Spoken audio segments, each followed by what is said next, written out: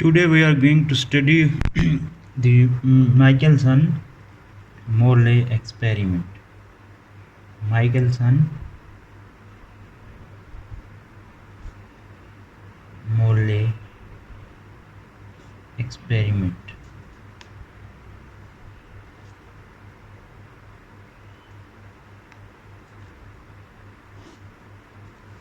Michelson and Morley are the two different physicists.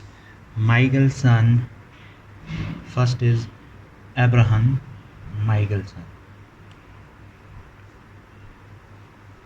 Abraham Michelson. Abraham Michelson. He is German born American physicist, and other as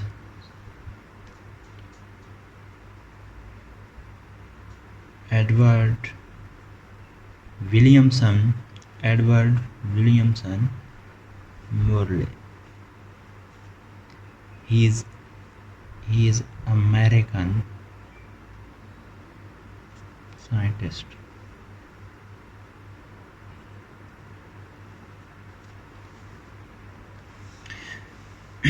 Abraham Michelson and Edward William Morley together did an experiment to prove that light is a wave and it needs a medium which is ether.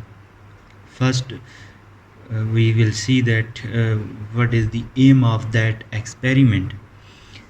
Aim. Basically, that experiment was performed in 1887 80. In that time, it was believed that all the wave needs medium to propagate. In that time, it was believed that all the wave needs the medium to propagate. Later it was known that some of the waves that propagate without the medium that does not need medium for propagation.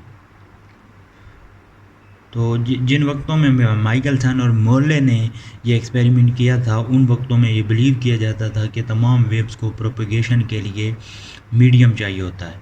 They need medium to propagate. तो उन वक्तों में फिर Michelson और Morley ने ये experiment इसलिए किया, दे वाना प्रूव दैट कि फिर लाइट जो है उसको भी प्रोपगेशन के लिए मीडियम चाहिए होता है. तो वो मीडियम जो है वो ईथर है, और उसको प्रूव करने के लिए उन्होंने फिर ये एक्सपेरिमेंट किया. तो उनका एम जो था वो ये प्रूव करना था कि लाइट को जो मीडियम चाहिए अपनी प्रोपगेशन के लिए वो ईथर है. तो इसका एम हम समझते हैं कि ऑल द वेव्स, जो बात है कि all the waves need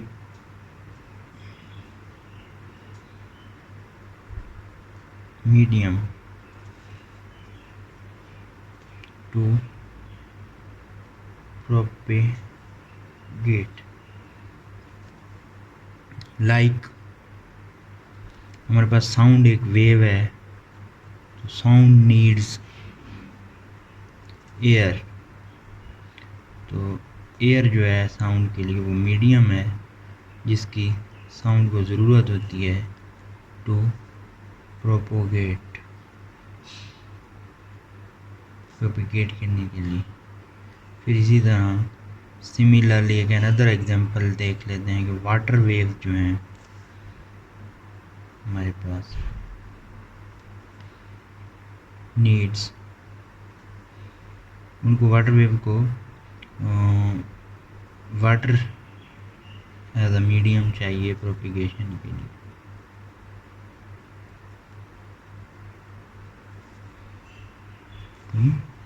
propagate. फिर इसकी एक अनदर एग्जांपल देखने के जंप रोप वेव्स जो हैं, जंप रोप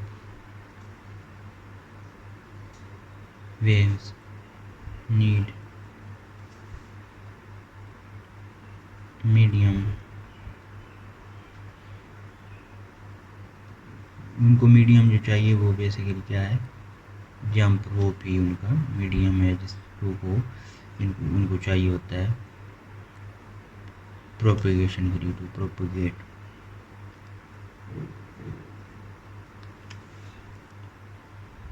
तो ये देखने के तमाम वेव जो है उनको प्रोपेगेशन के लिए मीडियम की ज़रूरत होती है। जैसे हमारे पास साउंड एक वेव है तो उसको प्रोपेगेट करने के लिए मीडियम चाहिए, एयर उसका मीडियम है। इसी तरह वाटर वेव्स को मीडियम चाहिए प्रोपेगेशन के लिए, तो वो उनका मीडियम वाटर है। इसी तरह जंप रोप वेव्स को मीडियम चाहिए प्रोपेगेशन के लिए, उनका मीडियम जो है जंप रोप है। तो इट वाज बिलीव्ड, ये यकीन किया गया था, it was believed that light needs a medium, light needs a medium. तो जो लाइट को मीडियम चाहिए वो क्या है, वो ईथर है। ये हमने बिलीव किया था कि ईथर उनको मीडियम चाहिए टू प्रोपोगेट। जैसे कि लाइट भी वेव है तो उसको फिर उस वक्तों में यही बिलीव किया जाता था कि हर वेव को मीडियम की ज़रूरत होती है प्रोपेगेशन के लिए। तो इसी तरह फिर लाइट जो है ये भी एक वेव है, तो इसको ईथर की ज़रूरत है फॉर प्रोपेगेशन। और यही प्रूव करने के लिए फिर माइकलसन मोर्ले एक्सपेरिमेंट किया गया था। सो लेट्स सी के ये तो है इसका एम कि उन्होंने ये अज्यूम किया था। अब बात आती है कि फिर उन्होंने इसको प्रूव कैसे किया, वो सारा एक्सपेरिमेंट उन्होंने किया था इसकी प्रोपेगेशन के लिए। First we will see the concept, हम देखते हैं। If we have an observer, अगर हमारे पास कोई भी ऑब्जर्वर है, ठीक है ना, वो यहाँ पे स्टेशनरी हालत में है, वो यहाँ पे खड़ा है, हमारे पास ऑब्जर्वर बच्चे, ऑब्जर्वर यहाँ पे है and that is at rest, और वो जो है वो साकिन हालत में खड़ा है। तो हमारे पास बच्चे यहाँ पे जो पॉइंट है वो ए है और यहाँ पे जो पॉइंट है वो बी है। So here is point A and here is point B. तो ये डिस्टेंसेस पे खड़े हैं, फासलों पे खड़े हैं बच्चे। तो अगर हमारे पास उसको मतलब साउंड वेव है तो उसकी स्पीड है 200 किलोमीटर पर सेकेंड, ठीक हो गया। दोनों साइड पे जो साउंड की स्पीड है वो क्या है, 200 किलोमीटर पर सेकेंड, वो उसको सुनाई दे रही है। वो इस तरफ से भी पॉइंट ए की तरफ से भी ऑन द राइट साइड भी वो 200 किलोमीटर पर सेकंड की स्पीड से उसको आवाज़ सुनाई देगी। And from left side, from B side, वो उसको जो हियरिंग होगी वो 200 किलोमीटर पर सेकंड की ही स्पीड से सुनाई देंगी। दोनों की स्पीड जो है वो उसको सेम बराबर सुनाई दे रही है, ना बढ़ रही है ना कम हो रही है। One ever it is rest. But अगर वो यही ऑब्ज़र्वर जो है रेस्ट हालत से इस तरफ मूव करना शुरू कर देता है towards right side with the speed of 100 kilometre पर सेकेंड की स्पीड से अगर वो राइट साइड की तरफ जाने मूव करना शुरू कर देता है तो फिर क्या होता है, फिर जो है वो जो रिलेटिव स्पीड होगी यानी कि ए साइड की तरफ वो बनेगी 200 से 100 को माइनस कर लेते हैं तो दिस विल बिकम 100 किलोमीटर पर सेकेंड, इस जाने बन जाएगी। लेकिन बच्चे अगर हम देखें टुवर्ड द लेफ़्ट साइड, ये तो हमने राइट साइड देखा है, अब हम टुवर्ड द लेफ़्ट साइड देखते हैं तो जो स्पीड बनेगी वो बनेगी, रिलेटिव स्पीड जो होगी वो बनेगी टुवर्ड लेफ़्ट साइड जो है वो 200 प्लस 100 इस वे बन जाएगी 300 किलोमीटर पर सेकेंड। तो जब ऑब्जर्वर सिमिलर डायरेक्शन में जा रहा है टुवर्ड्स ए, तो यहाँ पर रिलेटिव स्पीड बनेगी 100 किलोमीटर पर सेकेंड, यहाँ पर रिलेटिव स्पीड कम हो गई, और due to opposite direction B की तरफ अपोजिट डायरेक्शन की वजह से रिलेटिव स्पीड बढ़ जाएगी और वो 300 किलोमीटर ये स्पीड बनेगी। और अगर यही उल्ट हो जाए कि ऑब्जर्वर जो है वो इस जानिब मूव करना शुरू कर दे टुवर्ड्स बी, वो इस जानिब मूव करना शुरू टुवर्ड लेफ़्ट साइड मूव करना शुरू कर दे, तो इस कंसेप्ट के मुताबिक यहाँ पर फिर क्या होगा, यहाँ पर फिर रिलेटिव स्पीड जो है वो 200 माइनस 100, तो ये 100 किलोमीटर पर सेकंड बन जाएगी। और अगर हम राइट साइड की तरफ इस लिहाज से देखेंगे तो फिर राइट साइड पर रिलेटिव स्पीड जो है वो 200 प्लस 100 बन जाएगी 300 किलोमीटर पर सेकंड, यानी उल्ट हो जाएगा काम। तो यहाँ पे हमने ये कंसेप्ट ले लिया है कि जब वो सिमिलर डायरेक्शन में जाती है तो फिर वहाँ पर रिलेटिव स्पीड जो है वो डिक्रीज़ हो जाती है, और टुवर्ड्स गोइंग राइट साइड अगर फिर वो अपोजिट डायरेक्शन में जाती है तो फिर उससे रिलेटिव स्पीड बढ़ती है। सिमिलर डायरेक्शन में जाने से रिलेटिव स्पीड कम होगी, अपोजिट डायरेक्शन में जाने से रिलेटिव स्पीड इंक्रीज़ होगी, बढ़ेगी। ये कंसेप्ट यहाँ से हमने लिया। और दूसरी बात ये है कि अगर लेट्स सपोज कि ये ऑब्जर्वर मूव करता है विद द स्पीड ऑफ 0.1 बहुत कम वैल्यू के साथ, तो फिर उसका इस वैल्यू पे कोई असर नहीं होगा, मतलब सिमिलर डायरेक्शन में जो वो डिक्रीज़ होनी है वो भी ना होने के बराबर होगी, और अपोजिट डायरेक्शन की वजह से जो इंक्रीज़ होनी है वो भी ना होने के बराबर होगी। यहाँ से हमने एक और बात भी समझ ली है कि फिर उसको इतनी स्पीड चाहिए होती है कि हम ये कहें कि मतलब कंपेरेबल स्पीड होनी चाहिए उसकी इस स्पीड के साथ। ये जो स्पीड है इसके साथ जब ऑब्जर्वर मूव करेगा किसी जानिब तो उसकी जो स्पीड है वो इसके कंपेरेबल स्पीड उसके पास होनी चाहिए। तो हमारे पास जो केस है उसमें हमने स्पीड ऑफ लाइट को मेजर करना है। तो स्पीड ऑफ लाइट जो होती है उसका जो हमें पता है कि स्पीड ऑफ लाइट c जो है वो किसकी इक्वल होती है, स्पीड ऑफ लाइट वो होती है 3 मल्टीप्लाइड विद 10⁻⁸ मीटर पर सेकंड, यानी कि 3 लाख किलोमीटर पर सेकंड की जो इसके पास स्पीड होती है।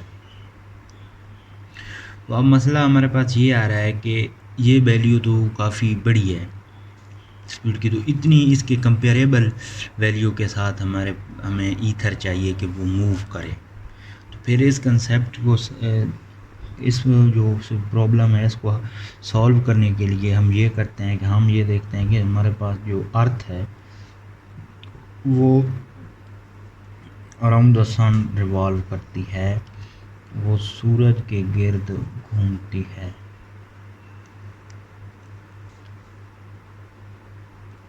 हमारे पास जो अर्थ है वो क्या है, वो सूरज के गिर्द घूम रही है। अर्थ जो है वो सूरज के गिर्द रोटेट करती है विद व्हाट वेलोसिटी, तो उसकी जो वेलोसिटी होती है वो 30 किलोमीटर पर सेकेंड होती है।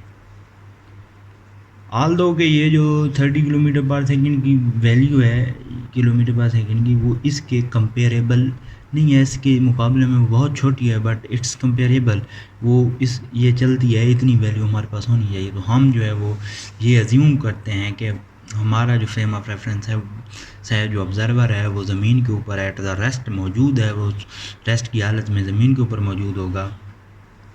तो फिर उसके पास ये वेलोसिटी v जो है जो अर्थ की रोटेशनल मोशन है, जिस मोशन के साथ वो रोटेट करती है सूरज के गिर्द, उसके पास भी यही स्पीड होगी और वो इसी स्पीड के साथ मूव कर रही होगी। तो हम ईथर की यही स्पीड लेते हैं ताकि इसके कंपेरेबल हमारे पास ये स्पीड आ जाए। तो जब हम एक्सपेरिमेंट करते हैं तो हमारे पास यही v वेलोसिटी हम यही लेंगे जो कि मतलब अर्थ की रोटेशनल अर्थ, और इसको हम यही अज्यूम करेंगे कि वो जो हमारे पास ऑब्जर्वर है वो एट द रेस्ट एट अर्थ, वो ज़मीन के ऊपर रेस्ट की हालत में खड़ा है। तो हमारे पास जो c है ये बुनियादी तौर पे जो c होगा ये हमारे पास वेलोसिटी है, स्पीड ऑफ लाइट है, और v जो है हमारे पास जो ईथर की स्पीड हम ले रहे हैं 30 किलोमीटर पर सेकेंड, और वो v जो है वो v क्या है, v है speed of light, speed of light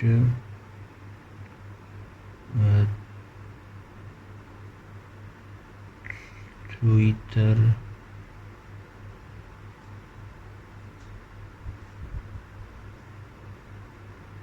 relatively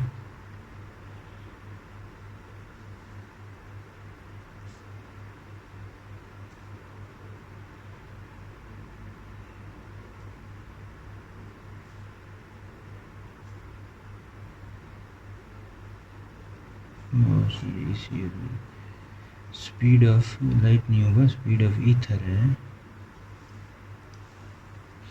तो इसके बाद हम देखते हैं कि हम अब एक्सपेरिमेंट की तरफ चलते हैं। ये कंसेप्ट तो हमने समझ लिया होगा कि कंपेरेबल के लिए हमने फिर उसको एट अर्थ लिया है। तो हमारे पास जो एक्सपेरिमेंट है उसमें हमारे पास कौन कौन सी चीज़ें होती हैं। एक हमारे पास होता है सोर्स ऑफ लाइट।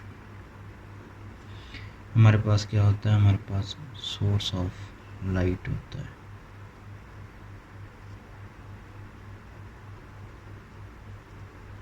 और ये सोर्स ऑफ लाइट जो है वो हमारे पास क्या है, मोनोक्रोमैटिक एंड कोहेरेंट। यानी हमारे पास ये जो सोर्स ऑफ लाइट होता है ये सिंगल वेव में ही स्प्लिट होगा, मतलब ये सिंगल वेव में ही निकलेगा, मोनोक्रोमैटिक है। और इसके सामने हम जो है ना वो बीम स्प्लिटर लगा देते हैं। बीम स्प्लिटर जो है वो क्या करता है, हमारे पास जो बीम स्प्लिटर है वो लाइट को दो पाथ में तोड़ देता है, डिवाइड कर देता है, तकसीम कर देता है, ठीक है। ताकि और एक हमारे पास यहाँ पर होती है, हमारे पास लगा होता है मिरर, हमारे पास यहाँ पे जो है मिरर लगा होता है, ठीक हो गया। और हमारे पास यहाँ पे एक मिरर लगा होता है। तो जब सोर्स ऑफ लाइट से लाइट निकलती है और it collides strikes with the beam splitter, तो सोर्स ऑफ लाइट से जब लाइट निकल के बीम स्प्लिटर के साथ स्ट्राइक करती है, when it strikes with the beam splitter, तो इट कन्वर्ट्स द, तो ये दो रस्तों में तकसीम हो जाती है, ठीक हो गया। एक तो ये व्हेन जब स्ट्राइक करेगी तो ये रिफ्लेक्ट बैक करेगी, रिफ्लेक्ट करेगी टुवर्ड द मिरर, रिफ्लेक्ट करके मिरर की तरफ जाएगी, और सम पार्ट ऑफ इट जो है वो इसका ट्रांसमिट हो जाएगा, यानी सम पार्ट ऑफ जो है उसका वो रिफ्लेक्ट होगा और सम पार्ट जो है वो इसमें से ट्रांसमिट हो जाता है। देन क्या होता है, जब ये रिफ्लेक्ट होती है तो फिर ये मिरर से टकराती है। यहाँ पे एक मिरर है, तो मिरर से जब ये टकराती है तो फिर ये जैसे कि ये रिफ्लेक्ट की और इसकी तरफ कोई फिर टकरा के वापस आती है, रिफ्लेक्ट बैक होती है। इसी तरह ट्रांसमिट होने वाली लाइट जो है वो टुवर्ड द मिरर जाती है, देन इस मिरर से फिर रिफ्लेक्ट बैक होती है और वापस आ जाती है। तो ये फिर यहाँ पे इंटरफेरेंस बनता है इनका, ये इंटरफेरेंस बनाती हैं। देन ये लाइट जो है ये दोनों मिल के इंटरफेरेंस बना के टेलीस्कोप के ज़रिए हमें जहाँ पे डिटेक्ट होती हैं, ये यहाँ पर टेलीस्कोप के ज़रिए डिटेक्ट कर ली जाती हैं। तो पहले लाइट दो किए हैं ना रास्ते, पाथ फॉलो। एक तो यहाँ पे पहला पाथ जो फॉलो किया है वो रिफ्लेक्ट बैक हुई है और सेकंड पाथ में वो ट्रांसमिट हुई है। तो ये हमारा पहला लेक्चर है था, इसका पार्ट 1 है जिसमें हमने इसका कंसेप्ट समझा है मूल्य एक्सपेरिमेंट का, और यहाँ पर हमने उसकी सारा कंसेप्ट लिया, एम देखा, सारा कुछ देखने के बाद ये उसका एक्सपेरिमेंट देखा कि उसने कैसे किया था। In the next lecture we will calculate the derivations.